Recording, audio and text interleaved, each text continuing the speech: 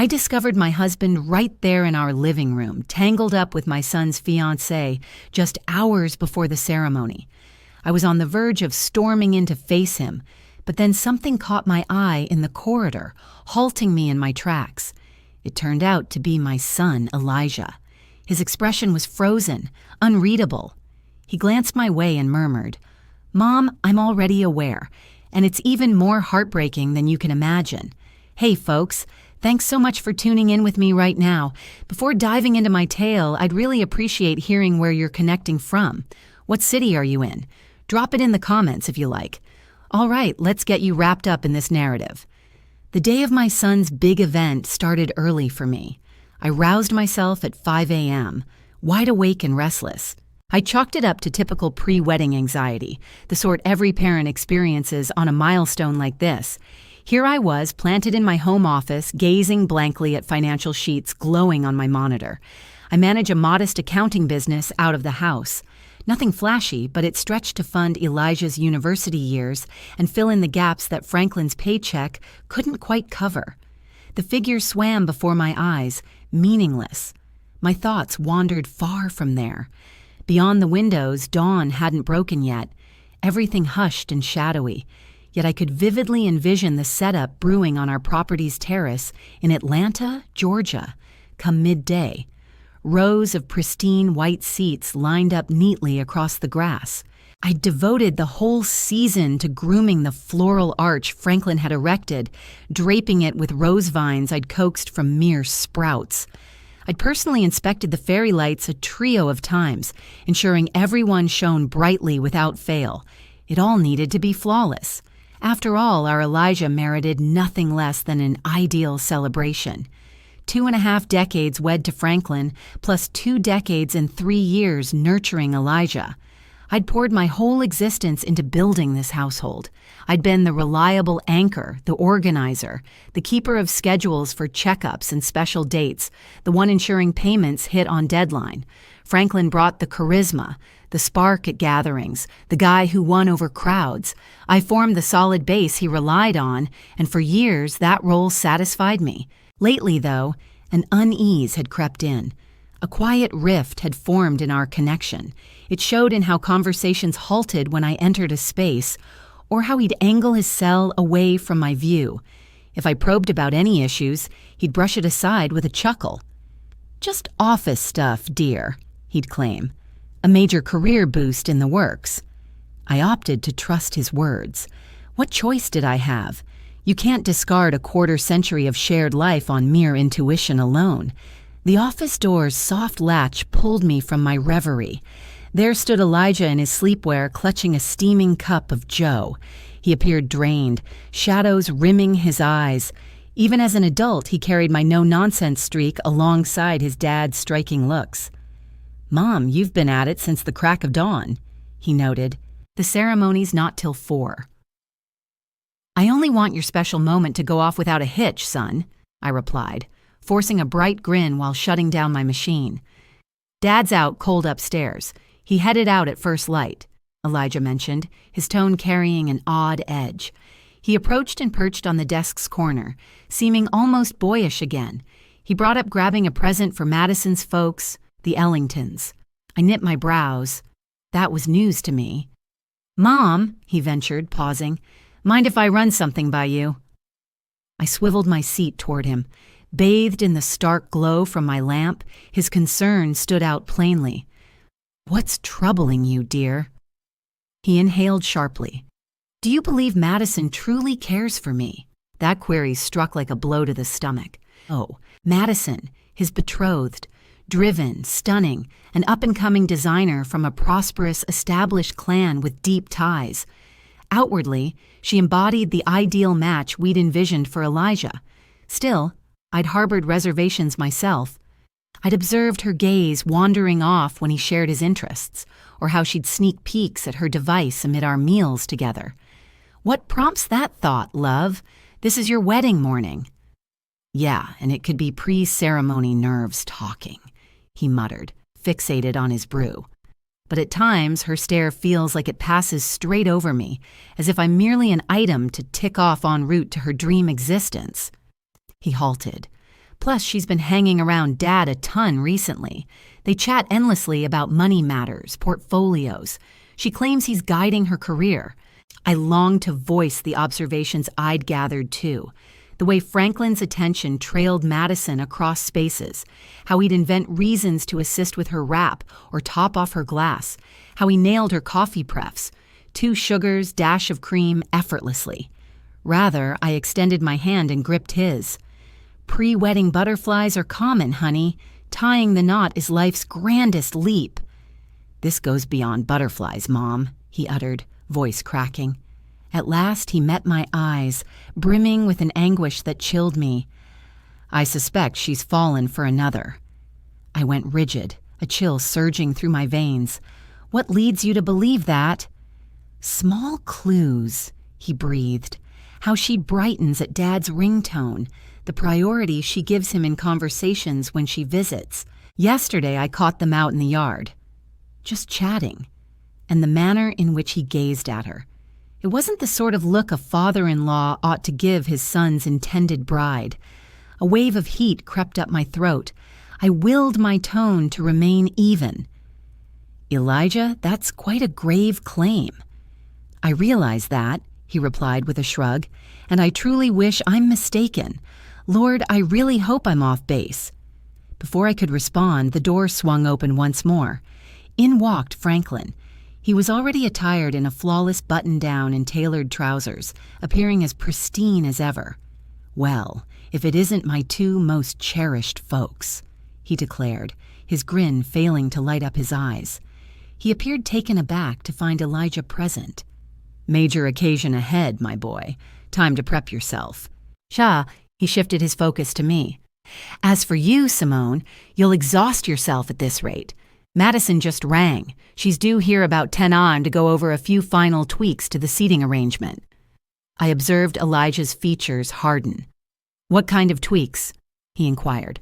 Oh, nothing much. Just ensuring her folks aren't placed beside your Uncle James after that heated debate over politics last holiday season, Franklin explained with a casual flick of his hand.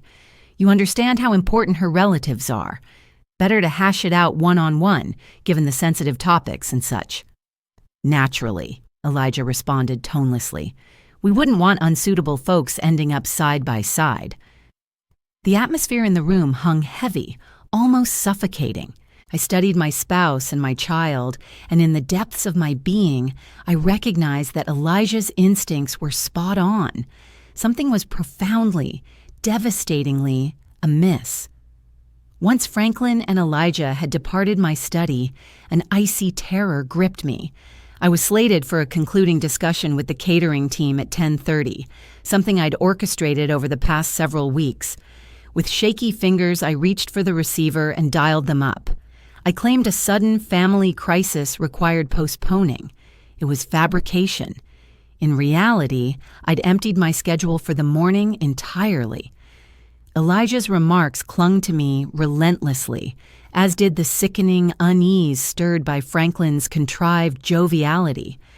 Events were unfolding in our home this morning, and after a quarter-century, I resolved to uncover precisely what they were. The following 2 hours passed in feigned activity. I straightened the kitchen, pristine as it already was. I repositioned the blooming table displays in the dining area. Each noise startled me. Every vehicle rumbling by sent my pulse racing wildly. I resembled a performer on stage, embodying the joyful groom's mom. Yet inwardly, turmoil churned. Right on the dot at 10 o'clock, a polished white BMW glided into our drive. Madison's ride. From the kitchen pane, I peered as she emerged. Even in basic denim and a top, she radiated cover model elegance. She approached the entrance with the effortless poise of one utterly at ease in her element. My heartbeat thundered in my head. I slipped through the rear exit and skirted the property, hunching behind the hefty hydrangea shrubs lining the living room panes. I felt absurd, like some operative infiltrating my own residence.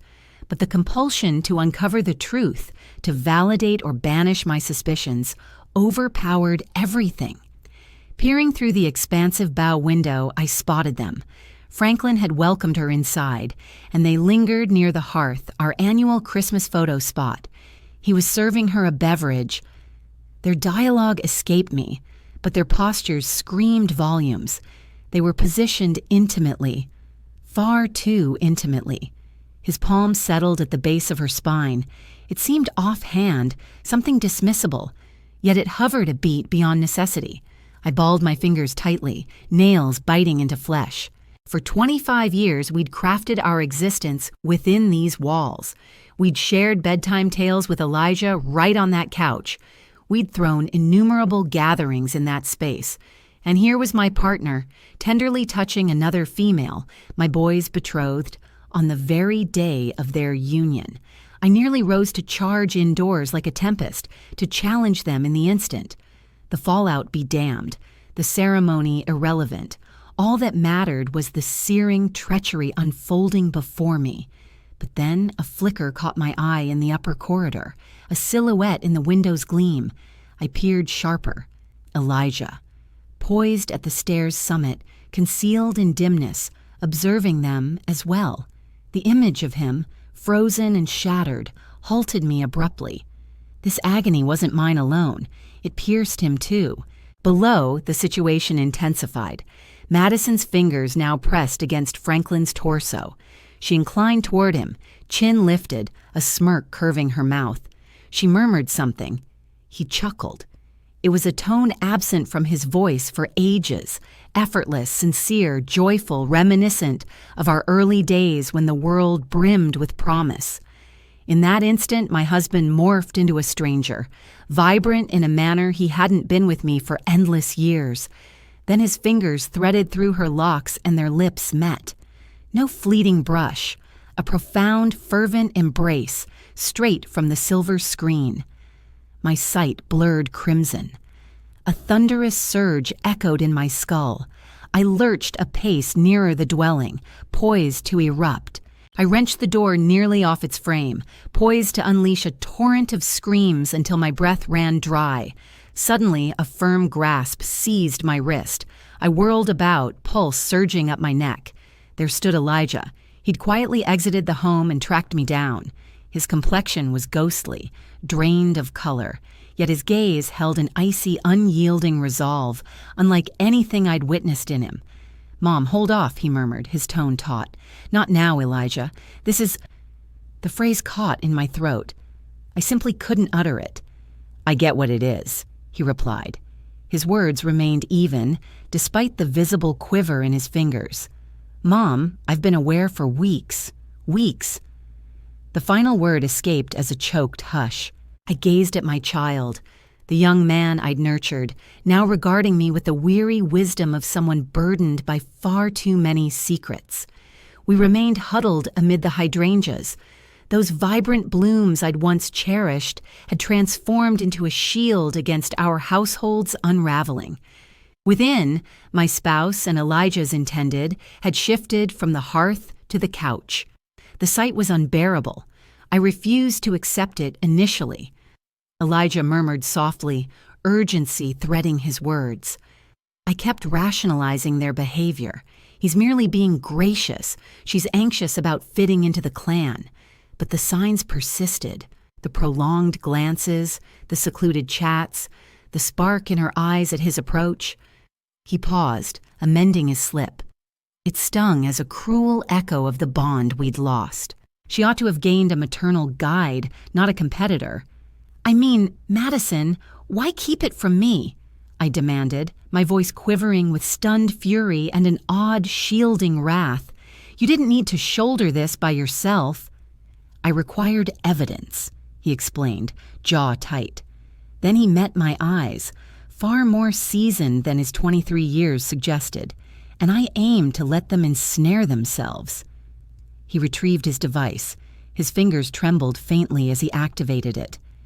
"I brought in help," he admitted. "What have you done?" "What?" "I'm no fool, Mom. Once I caught them sharing that meal a month back, a supposed work session for Dad, a casual outing with pals for her, I realized I wasn't imagining things. I had to uncover the facts." He passed me the phone. I engaged a private eye. My inhale faltered. An investigator. Elijah. The expense. Forget the cost, he stated somberly. It was invaluable, down to the last penny. The initial image displayed Franklin and Madison entering the St. Regis Atlanta downtown. The timestamp marked it 3 weeks prior, a Tuesday afternoon, when Franklin claimed attendance at a sales summit. The next captured them departing jointly 2 hours afterward, flushed and unkempt. 17 instances in all, Elijah noted softly while I flicked through the damning archive. Shots of them in shadowy eateries scattered around town, images of them against Franklin's vehicle in a secluded garage, pictures of their mirth, clasped hands, a parallel existence concealed from us. Nausea churned within me. The depth of their deception was staggering. This wasn't a fleeting lapse, it was a deliberate, extended liaison. I rose once more. A surge of ire flooded me anew. "We're putting an end to this," I declared, my tone forged like iron. "Immediately." "No." Elijah's retort sliced through, forcing me back to a squat. "Mom, believe me, I've devised a strategy." "A strategy, Elijah? This is madness. We can't allow the wedding—" "We absolutely will," he interjected, his timbre carrying a commanding edge I'd never encountered from him. "Mom, consider it. Bursting in now yields what? Denials, distortions. Dad will label you emotional, claim misinterpretation. Madison will weep and feign innocence. They'll flip the narrative onto us." He spoke truth. I could already anticipate Franklin's soothing timbre. "Simone, you're exaggerating. She's a timid bride-to-be. I was merely providing fatherly counsel." "Then what's your idea?" I breathed, my fury yielding to a chilling, stark focus. Elijah's grin chilled me, utterly alien. "Open disgrace," he uttered, the phrase lingering heavily. "Complete ruin of their standings. Court repercussions. We don't merely halt it, Mom. We ensure they never inflict this on another soul." I studied my boy. When had he grown so scheming, so merciless? Glancing back inside, I watched my partner, the one I'd cherished and relied on for a quarter-century, begin loosening Madison's top on the very settee where we'd forged our home. In that instant, the old me vanished, the patient, merciful partner. She perished amid the soil by the blooms I'd tenderly cultivated. "Lay out the scheme," I commanded. That night ranked among the oddest I'd endured. Franklin returned home feigning normalcy, inquiring on the ultimate menu details. Madison had departed much earlier, leaving him the epitome of devoted spouse and elated dad. He chattered about at the reception, he gave this speech gushing about how thrilled he felt for Elijah. The pretense hung so heavy in the air that it nearly suffocated me. I simply bobbed my head and forced a grin, nothing more than a hollow version of who I used to be, even as turmoil raged within. Once Franklin had retired for the night, Elijah and I slipped into my study at home. We secured the door and pulled the shades tight. The space had the tense vibe of a strategy headquarters, which wasn't far from the truth. Spread across my workspace were the early pieces of a dossier so damning it would leave any district attorney in ecstasy. "Give me details on that investigator," I urged, examining a monitoring image that made me nauseous. "She's called Aisha," Elijah replied. "Asha Whitfield." The revelation struck me like icy water in the face. "Aisha, my sibling." "Aisha." Elijah gave a confirming nod. I hadn't known where else to turn. I'd heard she served as an officer for 2 decades prior to stepping away and launching her private investigation business. I trusted her sharpness and her ability to keep things under wraps. He appeared somewhat apologetic. Plus, I recalled she never held much fondness for our father. A brief, biting chuckle escaped me, more akin to a choked cry. My younger sister, Aisha. We'd always shared a bond, yet I'd kept the widening rift with Franklin hidden from her. Pride and embarrassment had sealed my lips about the potential collapse of my union. "I'll reach out to her," I declared, my tone laden with feeling. Aisha picked up after the second buzz. "Simone, it's well after midnight. You all right?" No, Aisha, not even close. With that, the floodgates opened. I poured it all out. The suspicions from Elijah, the scene we'd caught that morning, the snapshots. For the first time that day, I wept with raw, gasping heaves. She stayed steady on the call, her responses composed and resolute. No gasps of astonishment, only a somber acknowledgement.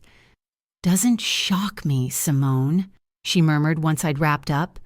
I've noticed his glances toward that woman. I'd prayed my instincts were off. "Elijah mentioned the pictures to me," I added, dabbing at my tears. "Anything beyond that? More than you'd care to uncover." Her tone shifted to businesslike. "For 3 weeks I've followed their patterns. They rendezvous every other week, right on schedule, at the St. Regis, Atlanta.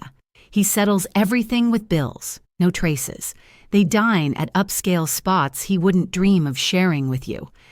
Just last week he whisked her off to Cartier. That surge of fury washed over me once more. Our funds, the savings I'd overseen with precision. The nest egg meant for our later years, our shared tomorrow. And Simone," Aisha's words softened, "there's additional dirt surfacing. Something major. I've probed Franklin's accounts to trace the source of all that money for stays and presents. He's grown careless." "What turned up?" I pressed, steeling myself. Silence stretched across the connection. "It's bigger than Madison," she revealed. Her words weighted. "This isn't his initial slip. Over the past 15 years, there's a steady stream of monthly transfers to one recipient, a lady by the name of Nicole Jenkins. The moniker rang no bells. Who's she? I looked into it. Back when Elijah was young, she worked as a junior in his former office. She vanished from there suddenly around 15 years back. The deposits kicked off shortly after her exit. Aisha drew in a breath. Simone.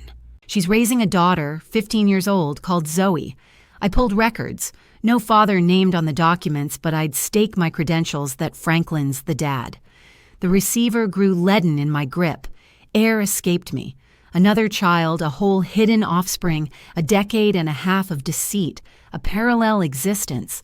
Those mysterious getaways, the baffling outflows, the growing chill between us, it all snapped into devastating focus. I need certainty, Aisha, I breathed. Understood, she assured. I'll take care of it. But brace yourself, Simone. Once this erupts, it'll hit like an atomic strike. I get it, I replied, my resolve turning icy and unyielding. That's precisely the explosion we're banking on. The day before the ceremony blurred into a haze of deliberate facades. I glided through the arrangements like a specter, my form going through motions as thoughts whirled. I beamed at family members. I signed off on the last arrangements for seating with the coordinator. I assisted Franklin in knotting his neckwear, my touch grazing the smooth material while visions of strangling him flickered in my head. Each exchange became an act, every courteous phrase a fabrication. Aisha moved with efficiency. As an expert, this had turned deeply personal for her. She mentioned a connection at an independent testing facility. It's a gamble, Simone, but with a solid DNA swab from Franklin, we could run an informal match against one from the teen. That evening, once Franklin drifted off, his gentle snores filling the space we'd occupied together for 25 years, I eased from the bedroom. My pulse thundered at each groan of the wood beneath my feet. In the lavatory, I retrieved his brush from its stand. My fingers trembled violently, nearly letting it slip. This act seemed the gravest betrayal. Yet how did it stack against his betrayals to me, to our household? I sealed it gently in a sealed pouch and placed it by the postbox for Aisha's early pickup. Come morning, as the residence hummed with the frenzy of arrangers and snappers, Aisha rang me up. She had fresh details on the finances, her tone heavy with concern. Things are even graver than we'd imagined. We huddled inside my vehicle, pulled over on a quiet road far from home, the sole spot where I could speak freely without fear. She flipped open her computer and angled it my way. Displayed there was a complex grid of figures and timelines. I've scrutinized every shared bank statement, your savings for later years. The whole lot, she explained, tapping a marked section. Check out the trend. Over multiple years, Franklin pulled out cash consistently, modest sums like $500 one spot, $700 another, capping at $1,000 each go, drawn from varied bank locations. I figured it went to his pastime, I murmured, shocked to my core. He'd insist he was sinking it into collectible currency, deals that demanded physical payment. Yet another fabrication. That pastime went by Madison, Aisha replied with a wry edge. The funds covered stays at hotels, lavish meals out, presents, even that Cartier bauble. Half got settled in bills, yet that's hardly the deepest cut. She switched to a fresh sheet. He's secured borrowings backed by your pension setup. I gaped at the display. Right there, clear as day, a string of advances drawn from the nest egg I'd faithfully built through my modest enterprise. The one meant to shield us in retirement, our anchor for the years ahead. He'd siphoned nearly $60,000 across the prior 18 months. How on earth? I breathed, since that'd require my approval. He faked your mark, Aisha responded softly. I matched the mark on those papers against your ones from tax filings. It's a solid fake, but definitely not your hand. A surge of sickness washed over me.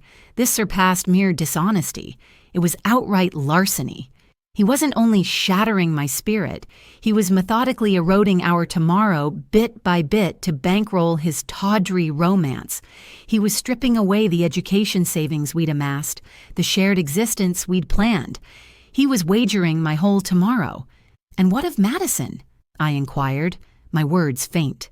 She's no blameless bystander, Aisha shot back, eyes steely. We'll circle to her soon, though there's more up front. She paused briefly.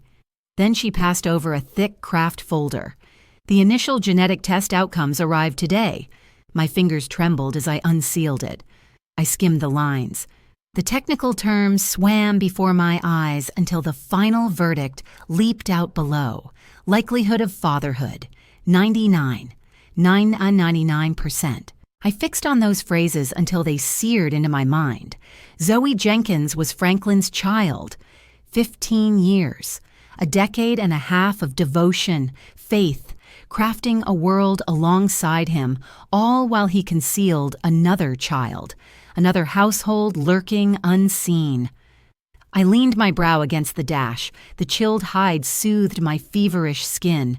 Tears didn't come. I'd passed that threshold. An eerie, chilling steadiness settled in. The ache lingered, a vast, raw gash within me, yet now it paired with another force, an icy, unyielding determination. He wouldn't merely forfeit his spouse. He'd surrender it all. Parked there beside my sibling, that slender document clutched in my grip weighed more than any gravestone. It marked the end of our union, of the reality I'd believed in. A teenage girl of 15. The notion reverberated through the hushed interior. How did you uncover her? I at last uttered, my tone remote and unfamiliar even to me. Aisha's face blended compassion with focused determination. It began with the transfers.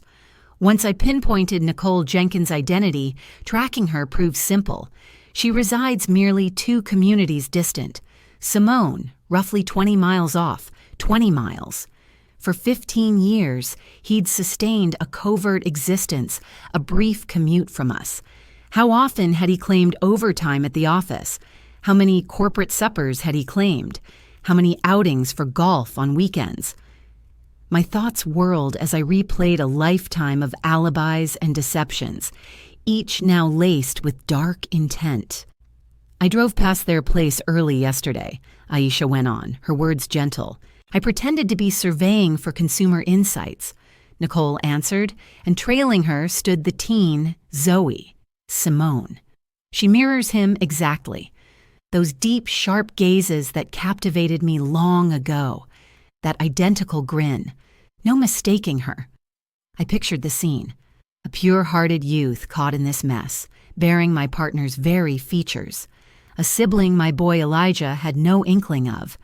The idea struck as utterly bizarre, utterly horrific, leaving me unable to grasp it fully.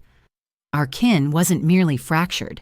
It was a sham, an elaborate deception I'd unwittingly propped up for over half my days. Does the mom, Nicole, realize about me? About Elijah? I wondered. Hard to confirm, Aisha conceded.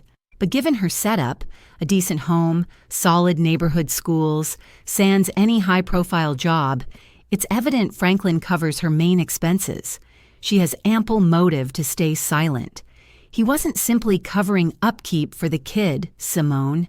He was sustaining her entire world using my earnings, our pooled resources, my freelance income, our combined reserves, the portions he'd pilfered from our later years fund. The treachery ran so profound, so multifaceted. I felt like I was drowning. It felt like a calculated raid on my entire career, my faith, and my prospects ahead. I passed the DNA results over to Aisha. File it away with the other proof, I instructed. My tone came out flat and detached, devoid of any spark. The blow had hit so hard that it froze my emotions, leaving only a chilling, weighty void inside. My mind drifted to that young woman, Zoe. How could a father confess to his own child that he wouldn't claim her? How could he nurture one boy in the open while concealing another kid in secrecy? The heartlessness toward me and Elijah, and especially this blameless girl, was beyond comprehension. What about Madison, though? I pressed, desperate to redirect my energy and aim the rising rage that was thawing the frost in my blood. You mentioned there was additional dirt on her. Aisha dipped her head, her features tightening once more. Fine, Madison, the fiancé in question. She swiveled the laptop toward me and clicked into another folder. She's not merely involved in an affair with your spouse. She's been diverting money from her legal practice. The revelation sank in slowly. As a junior associate at a high-profile firm in the city center, Aisha clarified, pulling up what appeared to be confidential accounting sheets.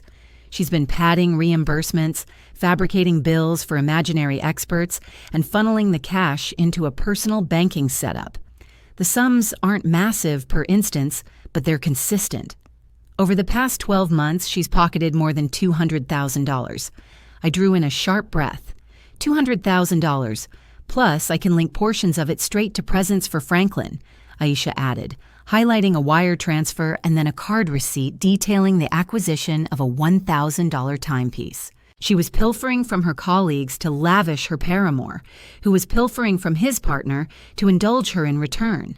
It formed the most revolting loop of betrayal imaginable. Clearly, Madison went beyond ruining a household. She was a felon, a pilferer, and now she stood poised to wed my boy, dragging her dishonesty and schemes right into the remnants of our kin. The dull ache in my core evaporated, supplanted by a searing blaze of wrath. At this point, it transcended mere emotional wreckage. This involved safeguarding my child. This demanded retribution. This required ensuring those two individuals answered for each deception, each stolen cent, each shattered vow. All right, I stated, meeting my sibling's gaze squarely. The wedding scheme. Run through it again. I need it flawless. Learning of Madison's financial fraud layered a sinister, illegal dimension onto the already staggering disloyalty. It altered the whole landscape. What had been a chaotic, soul-crushing family saga now resembled a plot of swindling and larceny orchestrated by those who ought to have been our nearest allies. How did you uncover all of this? I queried Aisha, gesturing at the incriminating fiscal records glowing on her screen. We remained parked in my vehicle, the atmosphere dense with intrigue and the faint aroma of old brew. Madison's not as clever as she imagines, Aisha replied with a somber smirk. She slipped up, and I've got contacts in law enforcement who agreed to bend a few rules once they grasped the tale. A colleague in the Financial Offenses Division glanced at these trends and instantly recognized the scheme. She indicated the display. She routed the funds via a dummy company registered under her mom's birth surname. Total novice move. I pictured Madison's folks, the Ellingtons. They were local icons. Her dad served as the esteemed federal magistrate. Her mom sat on the councils of 3 nonprofits. They socialized in elite networks where status meant the world. They viewed their offspring as a rising gem, tying the knot with a solid, dependable clan. Little did they know their prized daughter was a crook, and the dependable clan she was joining was a fragile illusion propped up by falsehoods. The ensuing scandal would shatter them as well. For a brief moment, sympathy flickered for the pair. They were unwitting bystanders in the fallout, but that twinge soon got smothered by the inferno of my personal treachery. So Franklin's dipping into our nest egg to shower his side piece with trinkets, I recapped, the phrase bitter on my tongue. Meanwhile, Madison's looting her office to spoil my spouse, her soon-to-be in-law and current fling. I shook my head, incredulous. This reads like a screenplay. It escalates, Aisha noted, a wry curl to her mouth. Part of the cash Franklin withdrew from your savings scheme. He poured into a guaranteed property venture that Madison pitched. Let me hazard a guess, I shot back, sarcasm lacing my words. The venture collapsed. It was never real, Aisha verified. The funds vanished directly into her hidden stash. She was robbing him as well. His arrogance and obsession blinded him so thoroughly that he missed the scam entirely. I couldn't help but chuckle. A harsh, hollow noise. My sharp, charismatic partner, the fellow who always deemed himself the brightest mind present, had been duped by a 20-something grifter. It bordered on irony. We lingered there for yet another hour, reviewing the evidence Aisha had assembled. It was all there. Financial records from the bank, images from security cameras, receipts for cash transactions at hotels, falsified loan papers, and now a comprehensive dossier on Madison's misdeeds, primed for delivery to the district attorney.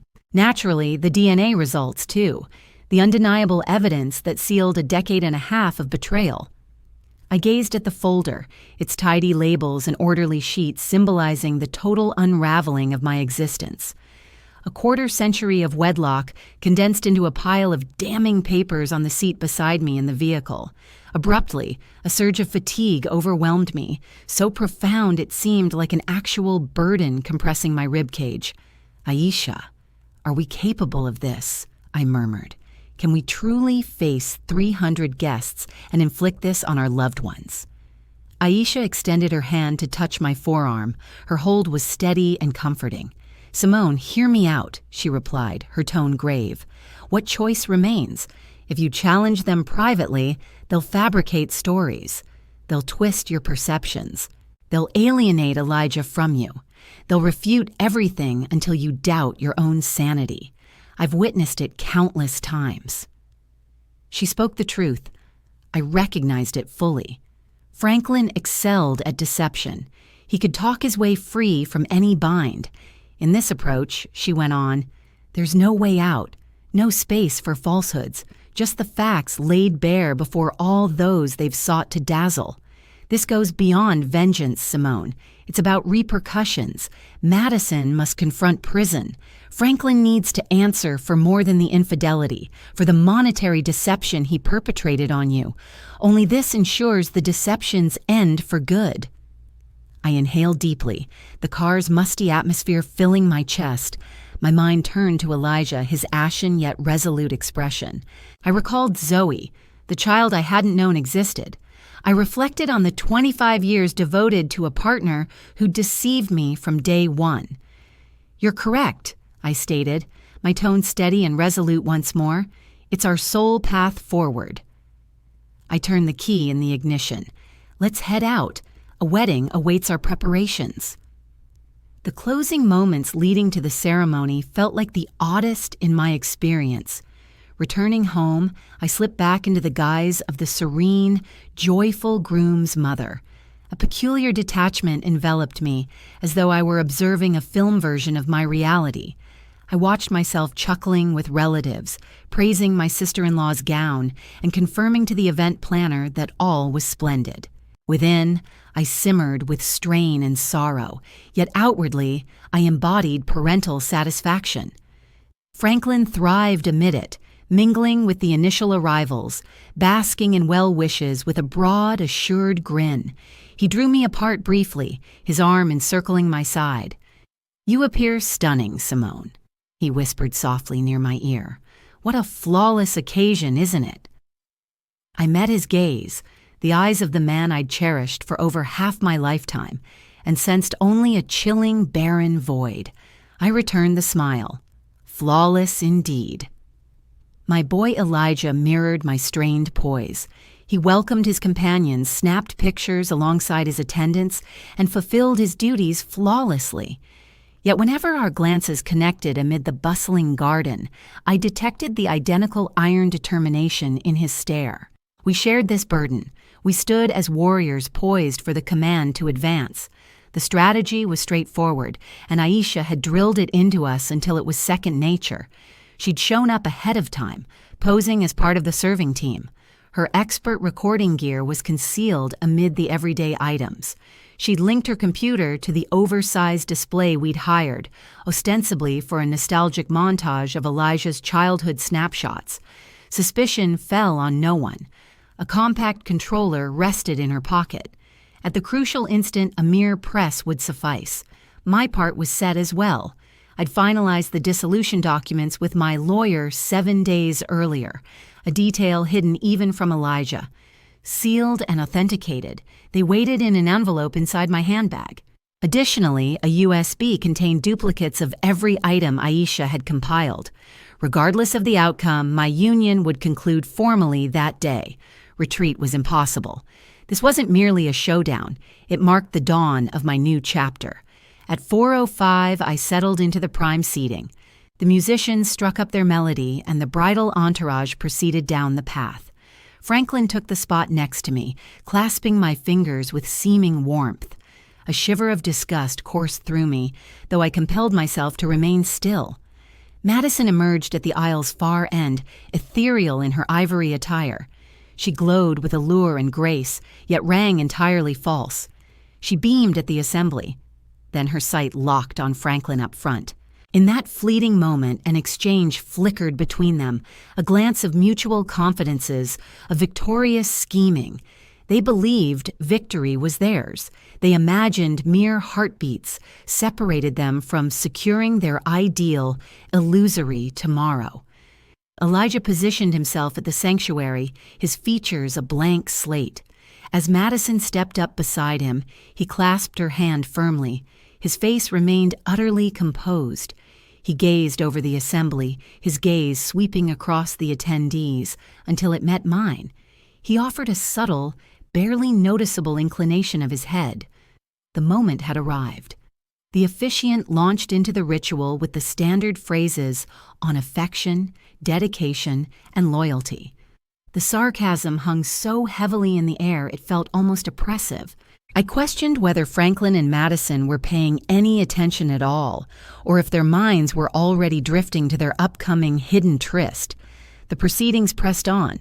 They recited pledges they had no intention of honoring, oaths they'd shattered countless times before. Nausea twisted in my gut with each falsehood that escaped their mouths. At last, the officiant arrived at the pivotal point. He beamed warmly at the gathering. Should anyone present know of any cause why this couple ought not to unite in sacred union, let them declare it now or remain silent eternally. A hush enveloped the 300 attendees.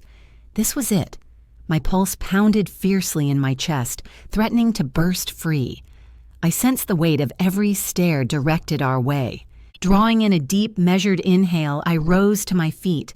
The instant I did, a unified intake of breath rippled through the 300 guests. The atmosphere, once alive with the gentle strains of the string quartet and the mild afternoon gusts, turned dense and still. Every face in the garden pivoted in my direction. Their bewilderment, astonishment, and intrigue pressed upon me like a tangible pressure. Franklin, seated beside me, stiffened abruptly. "Simone, what's this about?" he whispered sharply, his fingers clamping onto my wrist. "Get back down! You're causing a disturbance." I flung his grip away like it was a poisonous viper. Ignoring him, I focused beyond, locking eyes with my son, Elijah, positioned at the altar, his complexion drained but determined. He anticipated this. We'd orchestrated it together. Next, I turned to Madison, her glowing grin now rigid with bewildered dread. "Forgive the disruption, all of you," I announced, my tone crisp and remarkably even. It echoed through the quiet garden. "I'm sorry to interrupt, but the officiant did inquire if there's any basis to halt this union." I halted briefly, allowing my statement to sink in. And indeed, there is. I possess one. A murmur of whispers surged across the crowd. I spotted Madison's father, Judge Ellington, starting to stand, his features twisted in furious outrage. "Mrs. Whitfield, what on earth is happening?" he thundered. "The explanation, Judge Ellington," I replied, swiveling to confront him, "is that your daughter is on the verge of wedding my son amid deception, and I insist you and all those assembled here merit the facts." From my handbag, I retrieved the compact remote device. It was the one Aisha had handed me. My thumb lingered above the lone crimson switch. "The facts," Franklin stammered, his cheeks burning red. "Simone, you're out of your senses. You're humiliating our boy." "Is that so, Franklin?" I inquired coolly, shifting my attention back to him, my words chilling to a frosty serenity. "You're the one disgracing our boy. You, along with your lover." At that, I activated the switch. Flanking the altar, the expansive display meant for Elijah's childhood snapshots flickered on. The initial image revealed a sharp security snapshot of Franklin and Madison entwined in that fervent embrace in our home. The very one Elijah and I had observed only yesterday. The audience exploded. Cries rang out, sharp breaths, folks leaping up for a clearer view. I watched Madison's mother clutch at her heart, her visage pallid. "But that's merely the start," I went on, my delivery somehow cutting through the turmoil. "Understand, this wasn't an isolated slip-up. It's persisted for months." The display shifted. Another picture emerged. Franklin and Madison slipping into the St. Regis Atlanta, the date stamp unmistakable, followed by more and yet more. A montage of their covert encounters, their furtive meals, their deceptions laid bare for everyone. Madison faltered, attempting to refute it, but her words drowned in the clamor. Franklin had leaped up, bellowing, "It's fabricated. Those are doctored images. Simone's suffering a collapse." "Really, Franklin?" I responded softly. "Care to account for this, then?" The display altered once more. Now it presented financial records.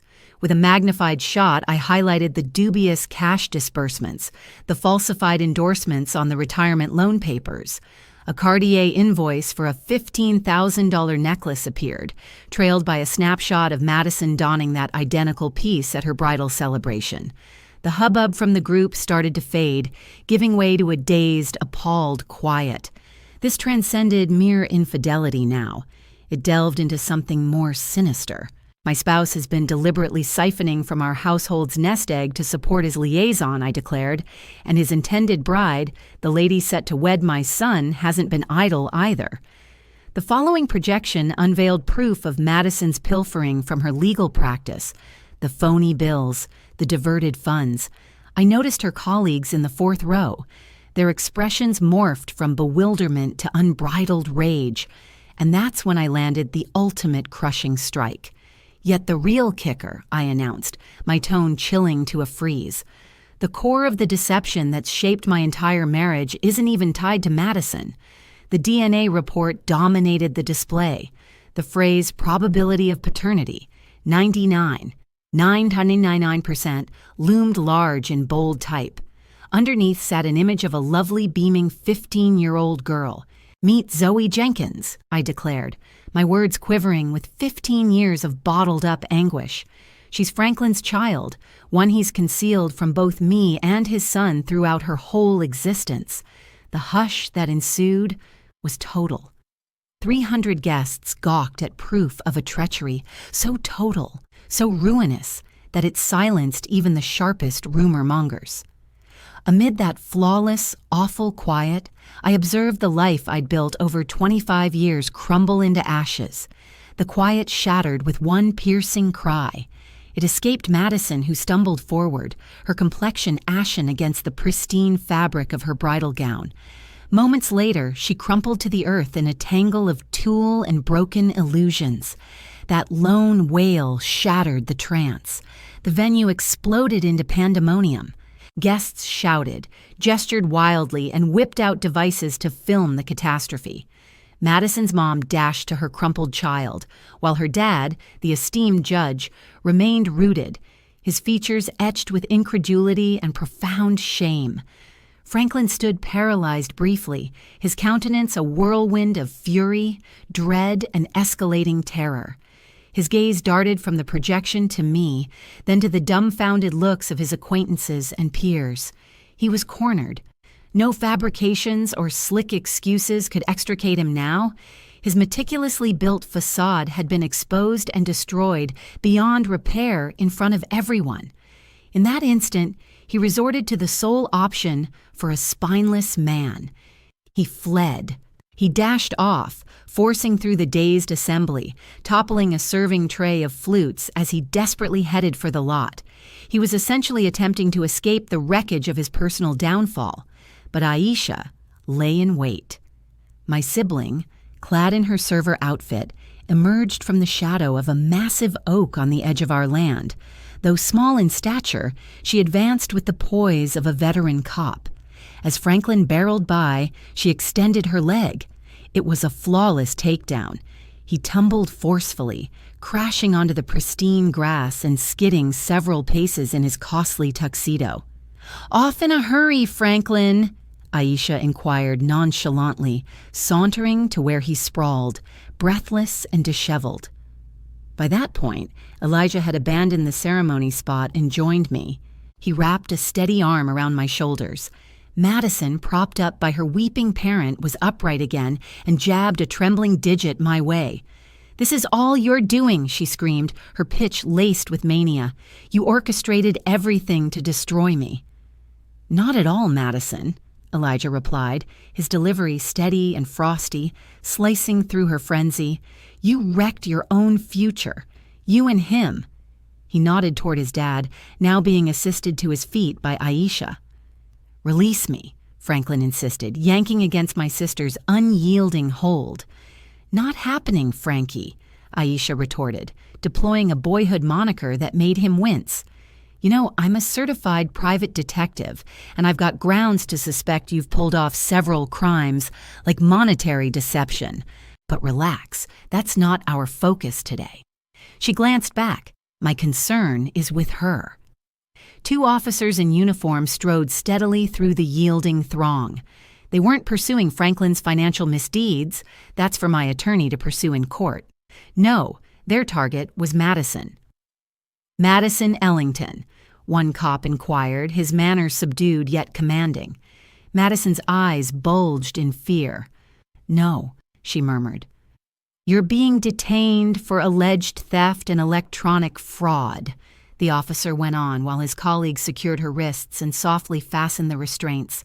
The snap of the locks echoed as the sharpest noise I'd ever encountered. I watched Madison's composure dissolve as the truth dawned.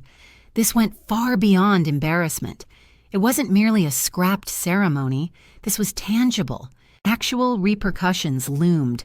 Her world, as she'd envisioned it, had ended. As the authorities escorted the weeping Madison off, her folks observed in frozen dismay. The hired snappers, meant to immortalize a dreamlike event, were now documenting the tumble of a notable clan. Their lights flashed without mercy. The assembly started to scatter. A few hurried away, eager to dodge the mayhem. Others hung back, murmuring in dazed clusters, devices aloft, capturing it all. Amid the turmoil, my resolve finally ebbed. Elijah supported me. "It's done, Mom," he murmured. "It's truly done." I surveyed the wreckage of the flawless occasion I'd arranged. What a disaster! What a horror! But after months of strain, I sensed I could at last draw a full breath. If you're still tuned in, could you do me a massive favor and smash that like button on this video, plus drop a 1 in the comments? It shows me you're backing me up and reminds me I'm not alone on this wild ride. Your encouragement means the world to me. So please leave that 1 in the comments, and I'll share what came next. Those 3 hours right after the blast were a chaotic haze of blinking blue sirens, whispered talks, and the heartbreaking task of unraveling a marriage that was doomed from the start. Officers collected our accounts. Madison got carted off in a squad car, her stunning gown appearing ridiculous and heartbreaking under the fading sunlight. Franklin, once grilled and then let go, just vanished. He hopped in his vehicle and sped off, saying nothing to me or our boy. "What about you?" Elijah inquired, a hint of his former tenderness sparking in his gaze. "Not sure," I replied truthfully. "I feel completely frozen." The ensuing weeks turned into a grueling, chaotic mess. As predicted, the tale blew up in the local press. Wedding day drama, bride hauled away mid-ceremony, groom's dad exposed for years of lies. Our photos and identities plastered every outlet. I quit picking up calls. I barely stepped outside unless it was unavoidable. My little accounting practice took a hit. A few loyal customers slipped away discreetly, uneasy with the spotlight. The morning after the fiasco, I followed through on my plan. I marched into my attorney's office with my bag holding the executed divorce documents and the USB full of proof, and I submitted them. Given the pile of evidence, Franklin didn't bother resisting. The court proceedings moved fast and mercilessly. In the agreement, I claimed the property and a hefty chunk of his leftover wealth to offset the scam he'd pulled on our savings. It didn't feel like winning. It was just payback. Madison, confronted with the undeniable facts, accepted a bargain. She drew a 2-year term in a minimum security facility and had to repay every penny she'd swiped. Her clan's standing was ruined. Franklin's downfall was more subdued, yet total. He forfeited his position, his standing, and the admiration of his circle. He relocated to a modest flat on the other side of the city, and word was he avoided going out much. Yet the trickiest piece of the fallout involved Zoe. 2 weeks post-wedding, a note arrived. It came from Nicole Jenkins, Zoe's mom. It was brief and direct. She expressed regret for the hurt from her old affair with Franklin and mentioned that Zoe had caught the story on TV and hoped to connect with Elijah and me. I pondered that message for 3 full days. How was I meant to handle this? This young woman embodied my spouse's greatest deception. But she was blameless, too. None of it was her doing. She shared blood with my son. I shared the note with Elijah. He scanned it, his expression stern. "I want to see her," he stated right away. "She's family, Mom. She ought to know us, or whatever's remaining." So, I dialed the number. We set it up at a safe spot, a serene cafe in a midway village. I was petrified. While we sat anticipating their arrival, I shredded the napkin between my fingers into rags. Then they entered. Nicole struck me as an everyday weary figure, burdened by her hidden history and her weary posture. Trailing her was Zoe. The instant I spotted her, I gasped. Aisha nailed it. She inherited Franklin's gaze, those deep, sharp eyes that captivated me back in the day. She appeared anxious and hesitant, hugging a novel against her like armor. And right then, facing this guileless teen trapped in the mess, I realized my resentment wasn't aimed at her. It targeted him, forever him. Our initial encounter with Zoe felt stiff. Phrases came out awkward and insufficient. Elijah, God bless him, carried the chat. He quizzed her on school, on the novel she gripped, on her daily world. He skipped any mention of Franklin. He just related to her as a human, as a sibling for the first time. Me, I mostly observed, struggling to merge this timid, gentle teen with the massive fraud she symbolized. Bit by bit, cautiously, we started forging a fresh bond. We reconvened for lattes, then meals. Elijah and Zoe began messaging, uncovering mutual passions for classic films and bold flavors. I caught myself eager for her visits, keen to hear her tales. She shone with smarts, wit, and warmth. She was a pure spirit ensnared in the debris from our folks' mistakes. A year went by. Existence found a strange new beat. The split got sealed. The news frenzy died down, overtaken by hotter gossip. I channeled my focus into reviving my firm, and gradually, patrons returned. I offloaded the sprawling house loaded with memories and got a compact, easier-to-handle condo. It was all for my own sake. The place felt serene and tranquil, and it belonged solely to me. Elijah, having spent months in therapy grappling with the hurt from that profound betrayal, was truly flourishing. He'd quit his office gig and returned to college to chase his real dream, landscape architecture. Now he was crafting stunning outdoor areas, transforming raw earth and rocks into harmonious designs, a perfect parallel to how he was reshaping his own existence. He was seeing a wonderful young lady, a sincere and warm-hearted librarian who gazed at him as if he were her entire universe. And Zoe, she'd woven herself into the fabric of our world. Every other Sunday, she'd join us for a home-cooked meal. She and Elijah had forged a genuine brother-sister connection, playfully ribbing one another and chatting endlessly. I discovered a strong, guardian-like affection growing in me for her. No longer did she represent that act of disloyalty. She was simply Zoe, my boy's sibling, and oddly enough, a member of our circle. One night, roughly a year following the ceremony that never happened, I was lounging in the den of my fresh abode when the chime sounded. There stood Franklin. I hadn't laid eyes on him or exchanged words since he'd bolted from our botched celebration. He appeared shrunken, aged, with more silver in his hair. The bold swagger had vanished, supplanted by an exhausting fatigue. He inquired if he might step inside. I paused. Then I moved out of the way.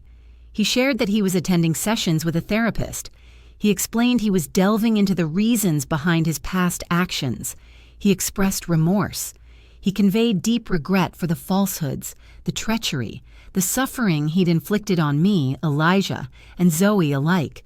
I heard him out, and I could tell his words were sincere, yet no words of regret could wipe away a quarter-century of deception. "I forgive you, Franklin," I replied, and it startled me to realize I truly did. Not because of you, but because of me. That resentment is too burdensome to bear any longer. I met his gaze steadily. But trust is gone forever. There's no returning to what was. He inclined his head, eyes glistening with unshed tears. "I understand," he murmured softly, before departing. That evening, while preparing for sleep, my mind wandered to the version of myself from a year prior, huddled amid the soil by those hydrangea bushes. She had been utterly shattered and adrift. If only I could reach back through time to assure her that all would turn out fine, that the agony wasn't the final chapter. The household I'd believed in turned out to be an illusion. It crumbled to bits on that bright midday. But the one Elijah, Zoe, and I pieced together afterward was more modest, subdued, and flawed. Still, it rang true. It wasn't founded on easy deceptions, but on a challenging, aching, and eventually liberating reality. We'd forfeited so much, yet in that loss we uncovered authenticity. And after ages upon ages, that seemed sufficient. Thank you. Thanks for tuning into my tale. If this hits close to home for you or mirrors any of your experiences, I'd love to hear your reflections in the comments below. Your narratives count.